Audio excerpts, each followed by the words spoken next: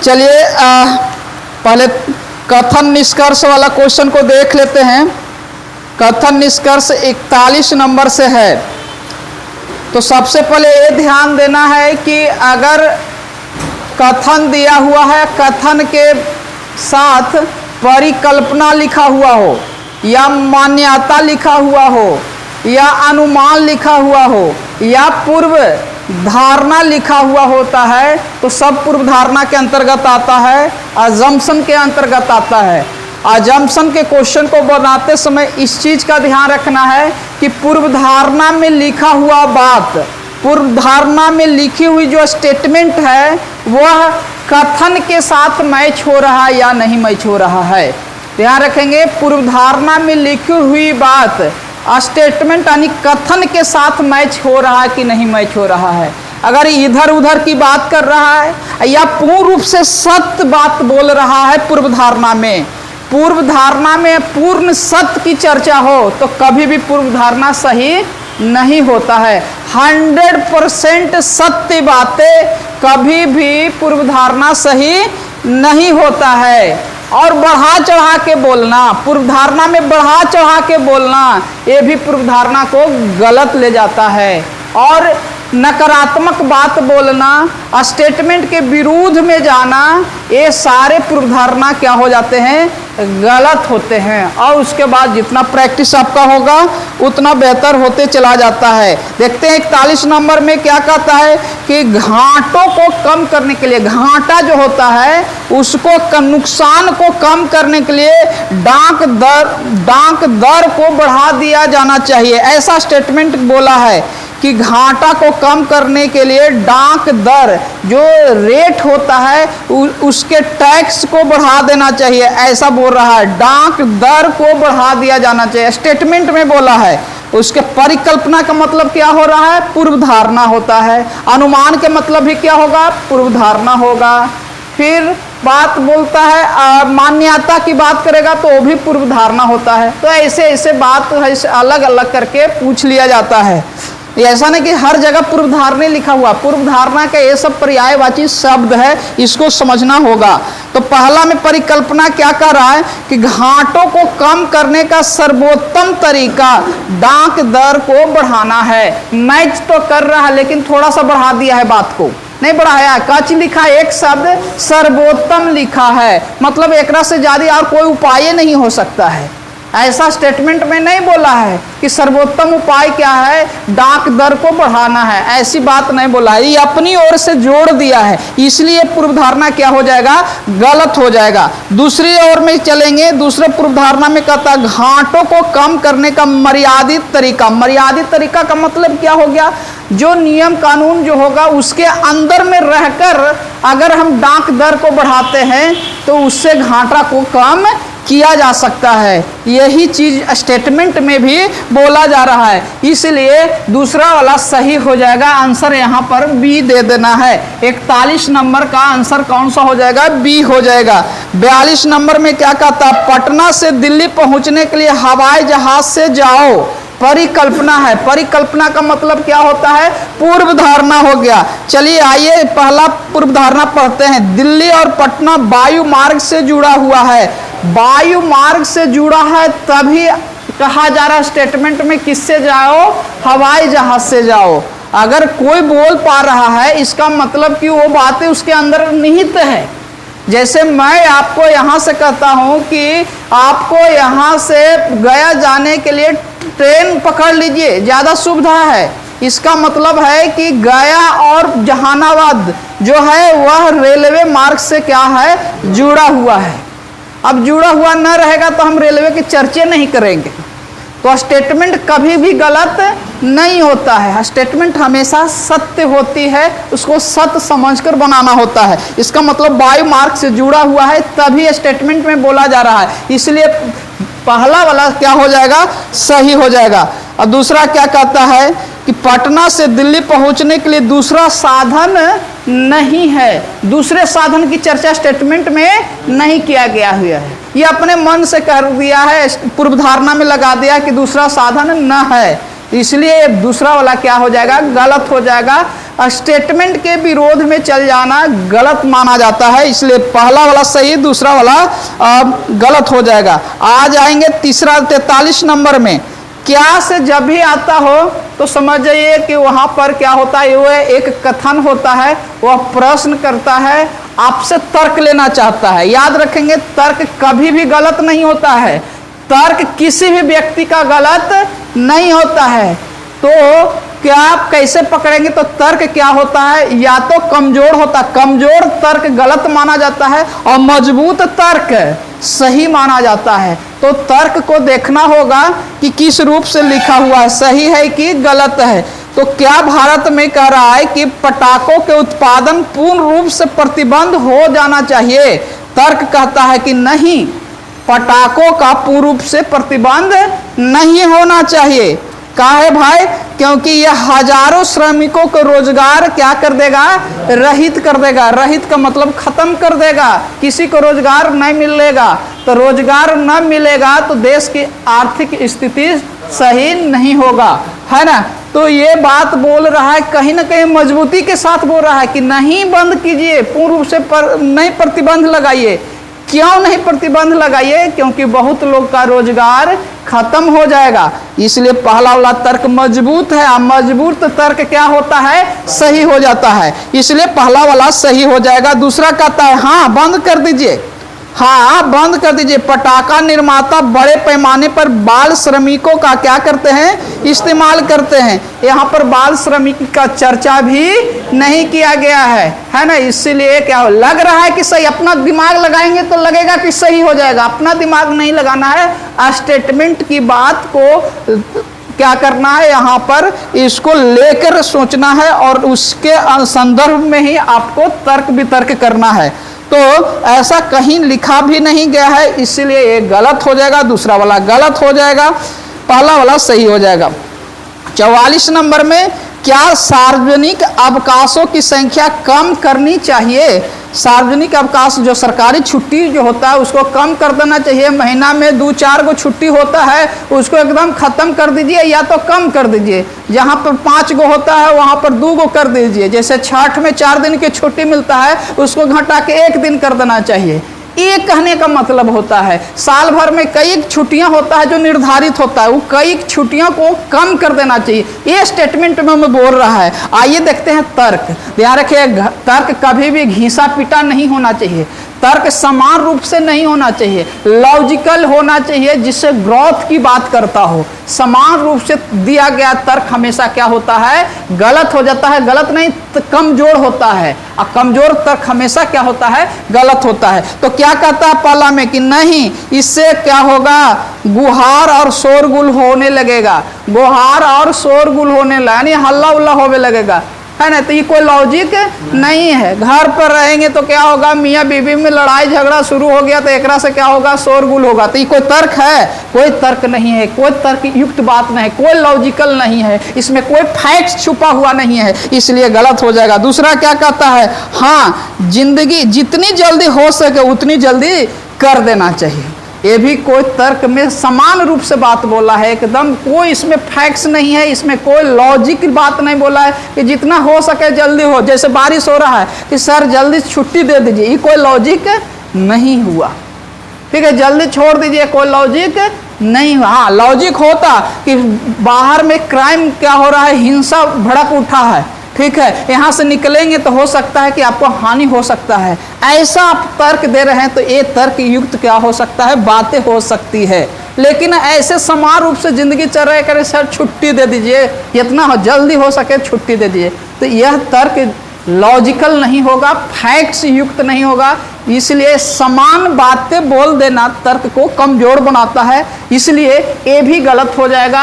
अब तो पहला भी गलत, दूसरा भी गलत, तो आंसर कौन सा देना होता है, तो 4 नंबर यहाँ पर देंगे। लेकिन परीक्षा हॉल में कैसे करके पूछा जाता है उसको प्रत्येक ऑप्शन को ध्यान में रखना होता है। चलिए आ जाएंगे कौन सा, 45 नंबर में कहता है कि साइकिलिंग व्यायाम का एक अच्छा रूप है। साइकिलिंग मतलब साइकिल चलाना जो है एक्सरसाइज का एक अच्छा रूप होता है। निष्कर्ष में क्या कहता है, क्या कि जो साइकिलिंग नहीं चलाते हैं वो सभी स्वस्थ नहीं रहते हैं। नेगेटिव निष्कर्ष बात बोल दिया है। स्टेटमेंट में ऐसा कुछ नहीं कहा है कि जो साइकिल ना चलाता है वो स्वस्थ नहीं रहेगा, ऐसी चर्चा नहीं कहा है, इसलिए पहला वाला गलत हो जाएगा। दूसरा कहता है वो सभी जो साइकिल चलाते हैं कभी भी बीमार नहीं पड़ते हैं, बीमारी की भी चर्चा नहीं है। अच्छा, एक व्यायाम की चर्चा है, इसलिए दोनों को दोनों निष्कर्ष क्या हो जाएंगे, गलत हो जाएंगे। 46 नंबर में ध्यान से देखिएगा, ऐसे प्रश्न भी जो होते हैं उसको कहा जाता है डाटा सफिशिएंसी कहते हैं, आंकड़ों की पर्याप्तता कहा जाता है। ऐसे प्रश्न में आंकड़ों की पर्याप्तता का मतलब क्या होता है, एक आंकड़ा दे दिया जाता है और उस पर दो बात बोल देगा, 2 गो 3 गो बोल देगा, कहेगा कि इसको केकरा से आंसर निकाला जा सकता है, एक कथन एक से निकाला जा सकता है कि 2 से निकाला जा सकता है कि दोनों से निकाला जा सकता है कि दोनों से नहीं निकाला जा सकता। ऐसा मैथ में भी होता है और ऐसा रीजनिंग में भी होता है। डाटा सफिशिएंसी से बैंक में 5 क्वेश्चन पूछे जाते हैं, लेकिन रेलवे में आजकल जो है 2-3 की संख्या में डाटा सफिशिएंसी का प्रश्न दिया हुआ रहता है। तो आइए देखते हैं क्या कहता है। रवि अपनी कंपनी एगो खोल ले है, जेकरा में कितना लोग काम करता है, 100 गो लोग काम करता है। तो पहला क्या कहा है कि रवि एक उद्यमी है। उद्यमी का मतलब क्या हो गया, उद्योगपति है, तब तो क्या एक कंपनी खोल ले है, इंटरप्रेन्योर है जिसको बोलते हैं, है ना। तो रवि एक उद्यमी है तभी 100 लोगों को अपने कंपनी में काम दिए हुए है, ठीक है। तो ये वाला बात क्या हो जाएगा, सही हो जाएगा। दूसरा क्या कहता है, रवि एक अच्छा व्यक्ति है। कभी भी मतलब नहीं है कि आप कंपनी के मालिक है, कंपनी के मालिक तो राज कुंद्रा भी था, है ना, क्या वो अभी अच्छा आदमी है, नहीं है। तो कंपनी का मालिक होना ये कभी भी शो नहीं करता है कि आप अच्छे हैं कि बुरे हैं, ठीक है। लेकिन हाँ, कंपनी है तो एक उद्यमी आप जरूर है, एंटरप्रेन्योर जरूर आप होते हैं। चलिए तो पहला क्या 46 का क्या हो जाएगा, एक ही सही हो जाएगा। चलिए आ जाएंगे 47 नंबर में। अवधारणा है, अवधारणा का मतलब क्या हो गया, पूर्व धारणा की बात बोल रहा है। कहता है कि बाई ने जेड से कहा पीक आवर 2 व्हीलर से यात्रा करना बेहतर होता है, यानी कि तेजी से गाड़ी चलाना है तो पीक आवर मतलब 2 व्हीलर ज़्यादा अच्छा होता है। क्या कहता है, 2 व्हीलर पर ट्रैफिक में नेविगेट करना आसान होता है। जैसे 2 चकवा से जा रहे हैं, 4 चकवा से जा रहे हैं, तो आपको ट्रैफिक में सबसे आसानी कौन पहुंचाता है, 2 चकवा वाला पहुंचाएगा, है ना। कन्हू से कट से निकाल देते हैं, लेकिन 4 व्हीलर लगल है लाइन में तो लगले रहिए। तो ऐसा बात स्टेटमेंट में भी बोल रहा है, तो इसके साथ मैच हो रहा है ना। पूर्व धारणा में लिखा हुआ बात स्टेटमेंट के साथ में जाके मैच करता है तो पूर्व धारणा सही हो जाता है। आगे कहता है कि 2 व्हीलर के लिए अलग लेन है, ऐसा स्टेटमेंट में नहीं बोला है, अपना दिमाग नहीं लगाना है। 2 व्हीलर के लिए अलग लेन है, ऐसा स्टेटमेंट में ना बोला है, इसलिए दूसरा वाला क्या हो जाएगा, गलत हो जाएगा। तो पहला वाला सही हो जाएगा, एक सही हो जाएगा। 48 नंबर में चल के देखते हैं। 48 नंबर में क्या कहता है कि राम ने श्याम से कहता है, क्या कहता है, मैं समय पर पहुंचने के लिए फ्लाइट पकड़ लूंगा। राम ने केकरा से कहा, श्याम से कहा है कि समय पर पहुंचने के लिए हम फ्लाइट पकड़ लूंगा। तो अवधारणा में क्या कहता है, गंतव्य तक पहुंचने के लिए विमान द्वारा यात्रा करना सबसे तेज तरीका है ना। विमान से, एरोप्लेन से जाना सबसे तेज तरीका कौन अभी तक है भारत में, तो एरोप्लेन है और हमेशा भी रहेगा। बात चल के कौन सा टेक्नोलॉजी आएगा उसका हम चर्चा नहीं करेंगे और नहीं उस पर दिमाग लगाना है। लेकिन विमान इसलिए कोई पकड़ता है ताकि जल्दी पहुंच सके, उसका एक ही तरीका होता है, जल्दी पहुंच सके। इसका मतलब कभी तर्क नहीं दीजिएगा कि अपने हैसियत को दिखा रहे हैं, ठीक है। ये ज़्यादा तर्क जो होता है युक्त नहीं हो सकता है, ठीक है। मज़ा आता है, बहुत शौक है, ये भी हो सकता है तर्क, लेकिन सबसे बेस्ट तरीका क्या होता है, समय को कम करना होता है, समय को बचाना होता है, और समय सबसे मूल्यवान चीज होता है, इसीलिए बड़ी तेज तरीका विमान माना जाता है। तो पहला वाला सही हो जाएगा। दूसरा क्या कहता है, रेल और बस परिवहन के अन्य माध्यम है। रेल की चर्चा कर दिया और बस की चर्चा कर दिया, लेकिन स्टेटमेंट में किसकी चर्चा है, तो फ्लाइट पकड़ने की चर्चा है, इसलिए दूसरा वाला क्या हो जाएगा, गलत हो जाएगा। सिर्फ और सिर्फ पहला वाला सही होगा।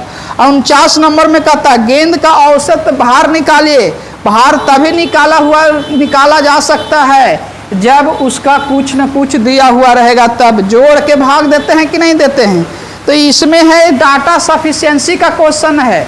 डाटा दिया हुआ पहला में, इसका औसत जो है पहला से ज्ञात कर सकते हैं कि दूसरा से ज्ञात कर सकते हैं कि दोनों मिलकर ज्ञात कर सकते हैं कि दोनों मिलकर नहीं ज्ञात किया जा सकता है। इस पर बात चर्चा चल रहा है।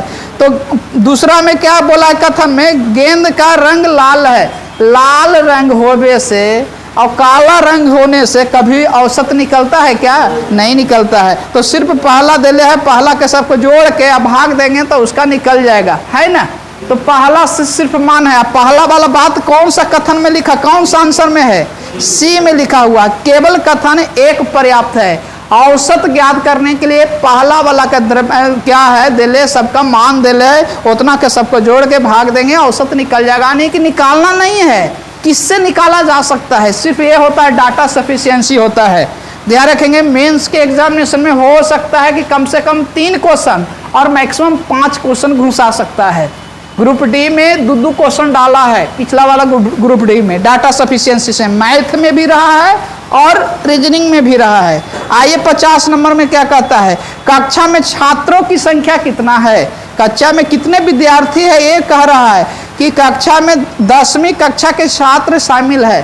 तो 10वीं कक्षा के छात्र शामिल है, इससे पता चलेगा कि कितना विद्यार्थी है? नहीं, कुछ भी पता नहीं चलेगा। तो पहला वाला जो कथन है ओकरा से आंसर ज्ञात नहीं कर सकते हैं। दूसरा वाला क्या कहता है, कक्षा में 6 लड़की है और 8 लड़का है, एकरा से पता चल जाएगा कि कितना विद्यार्थी है, कितना लड़का है क्लास में और कितना लड़की है क्लास में, उससे पता हम कर लेंगे कि कितना विद्यार्थी होते हैं, है ना। 6 और 8 कितना हो जाएगा, 14 हो जाएगा। ये नहीं कि हमको मैथ ज्ञात नहीं करना है, जिससे हम एक अनुमान के अनुसार हम ज्ञात कर सकते हैं कि नहीं ज्ञात कर सकते हैं, ये सिर्फ चीज पूछा जाता है। तो सिर्फ दूसरा से, और दूसरा वाला बात जो है कौन सा आंसर में लिखा हुआ है, पहला वाला में लिखा हुआ है केवल दूसरा पर्याप्त है, तो ए वाला आंसर हो जाएगा, है ना।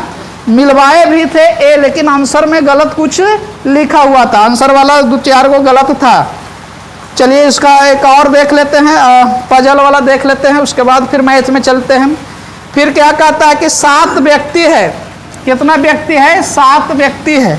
ध्यान रखेंगे लीनियर वाला जब भी सिटिंग अरेंजमेंट आए, रेखा वाला जब भी सर आवे, तो 2 स्थान खाली इसका फिक्स करना है। एक पहला हो गया और ये क्या हो गया, दूसरा हो गया। उसके बाद कोई भी स्थान को फिक्स ना करें। इनके 7 गो है तो 1 2 गो तो हले 3 4 5 6 7, ऐसा कभी भी नहीं करना है। क्या ना करना है ज़्यादा इंपॉर्टेंट है। जबकि सर्किल वाला में क्या होता है कि हम पहले से स्थान को क्या कर देते हैं, ऐसे बना देते हैं। ये सर्किल वाला में सही है, लेकिन ये लीनियर वाला में सही नहीं होता है। दूसरी बात कि जब भी बैठाने के लिए जाइए, जो मैक्सिमम जगह लेता हो उसको बैठाने का प्रयास करिए, या जिसका स्थान फिक्स होता है उसको बैठाने का प्रयास करना चाहिए। जिसका स्थान क्या हो, फिक्स हो।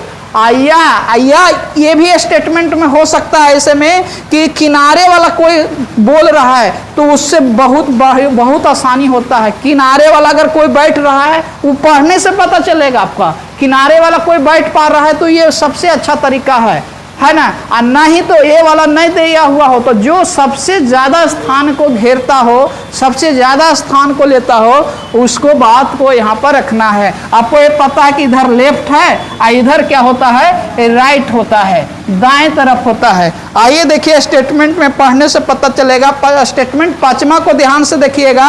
कहता है सी जो कि ए के बाईं ओर तीसरा है, एक सिरा है, एक सिरे पर बैठा हुआ है। कौन सिरा पर बैठा हुआ है, सी बैठा हुआ है। के कर ए के बाईं ओर, एक बाईं ओर इधर है ना, तीसरे स्थान पर बैठा हुआ है।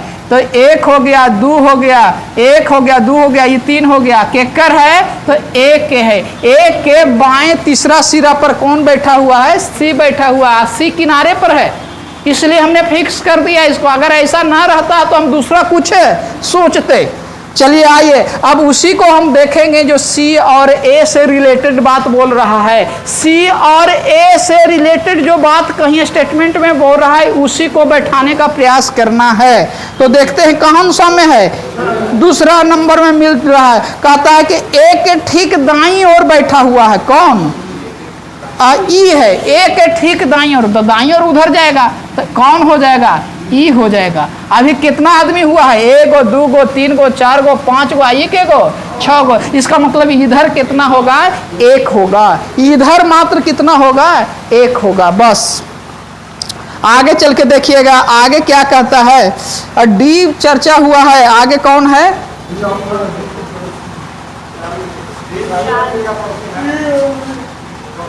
डी के ठीक बाईं ओर चौथा है। डी के ठीक बाईं ओर, तो डी एजप्री आवेगा भाई। डी के ठीक बाईं ओर 1 गो 2 गो 3 गो और कौन हो जाएगा? 4 कौन नंबर है? जी है, तो जी आ गया। अब देखिए जो जो बात बोला है जी और डी से संबंधित तो देखेंगे। हाँ, डी आ रहा है। डी जो है ई और बी का पड़ोसी है। डी जो है ई और बी का पड़ोसी है, तो ई का पड़ोसी तो हो चुका है, तो अब इधर कौन बैठेगा? बी बैठ जाएगा। ठीक है। अब उसके बाद बचा हुआ कौन है? उसके बाद बैठा हुआ एफ है, तो एफ है। तो इस तरह से सिटिंग अरेंजमेंट क्या हो गया? अरेंज हो चुका है। ठीक है।